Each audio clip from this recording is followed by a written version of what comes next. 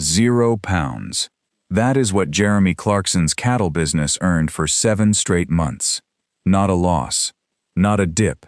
0. And the strange part is, nobody noticed. Because everyone was too busy watching one cow. She was the first calf ever born at Diddley Squat. Pregnant with twins. Destroyed by law on a test that later turned out to be wrong. That story went everywhere. This one did not. Because while that headline was spreading, something else was happening on the same farm, at the same time, and it tells you far more about how Jeremy Clarkson actually runs a business than any cow ever could. Here is the real story. This was not a farming tragedy. It was an accidental stress test, and only half the business survived it standing up. Stay with that thought, because by the end of this you will understand exactly why one part of Diddley Squat barely felt the hit, and why almost no other farm in Britain would have been so lucky. Start with the mechanism, because the law here is stricter than most people realize. A bovine TB test is a skin test. 2 injections. 1 bovine, 1 avian. The vet reads the swelling 3 days later. Clear, fail, or inconclusive. 2 inconclusive results in a row, and the animal becomes what the law calls a reactor. Not suspected, not likely, a reactor, and a reactor must be slaughtered. No appeal, no farmer discretion, no exceptions. That is exactly what happened to Diddley Squat's cow. 2 inconclusive tests, compulsory slaughter, pregnant with twins.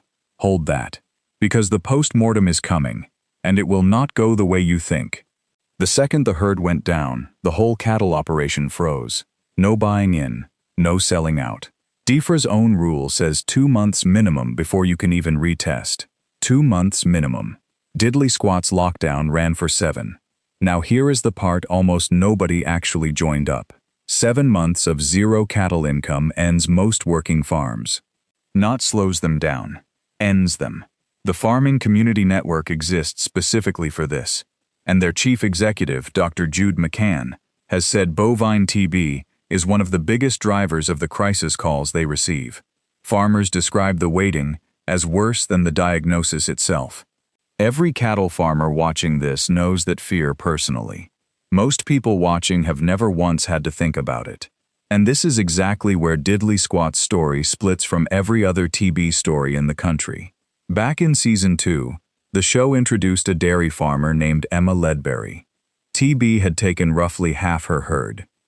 She survived on one thing, milk and milkshakes sold through the Diddley Squat farm shop, plus a viewer appeal that raised £20,000 to keep her afloat. 1 product line, 1 rescue campaign. That was her entire safety net. 3 seasons later, the same disease hit the farm doing the filming. But this time, the safety net looked completely different, because by 2025, Diddley Squat was not a cattle farm with a gift shop attached. It was a farm shop, a restaurant, a beer company shipping into roughly 2,000 pubs, and every single one of those kept running without needing one healthy cow. Read that again. That is not luck. That is architecture, built years before anyone needed it. Think about what that split actually means for a second.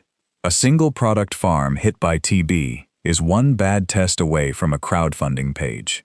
A diversified one loses an entire limb and keeps walking. And that is the exact moment this story stops being about a cow and becomes about a decision Clarkson made years earlier that nobody at the time thought was a survival strategy. Now for the twist that turns this whole thing sour. The postmortem came back. No TB. Never had it. An animal destroyed by law on the strength of 2 inconclusive results was completely healthy. Clarkson said his blood was boiling, and the lockdown did not lift anyway, because 1 clear postmortem does not override a herd-wide restriction. The clock keeps running, regardless of what the dead animal actually had. Sit with that. This is not a story about one wrong call. It is a story about a system with 0 room for being wrong, applied to tens of thousands of animals a year. In England alone, across the 12 months to September 2022, 22,934 cattle were slaughtered under these rules. Back in the year to December 2018, the UK figure hit 44,655, up 2.5% on the year before. That same year, England ran more than 7.8 million individual tests. Every one of those animals belonged to a farmer, standing exactly where Clarkson stood. Almost none of them had a beer company or a restaurant absorbing the blow. The research ecologist Tom Langton has said the entire tracing strategy behind bovine TB leans on crude questionnaires instead of real epidemiology. Farmers Weekly has reported growing concern that transmission routes still are not properly understood. Nobody on this channel is qualified to settle that argument, but the numbers already have. So what actually saved Diddley Squat?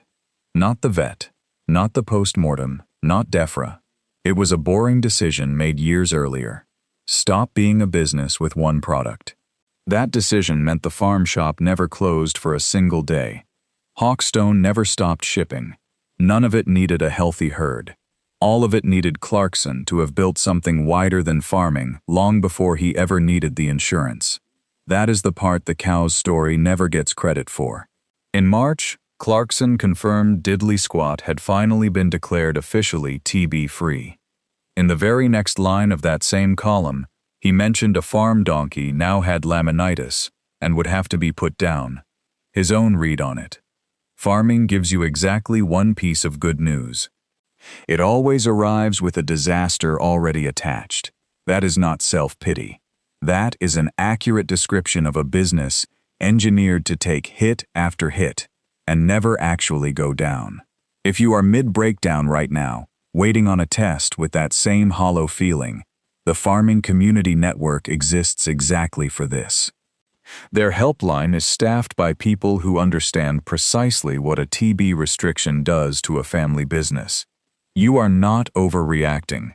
You are nowhere near the only one calling them this year. Everything else here comes down to one line. A business built on one product does not survive a system with zero tolerance for error. A business that is not, barely notices. So tell us, if something outside your control ever shut your income down overnight, what actually kept you standing? Savings, a second line of work, or nothing at all? Take care of yourselves. See you in the next one.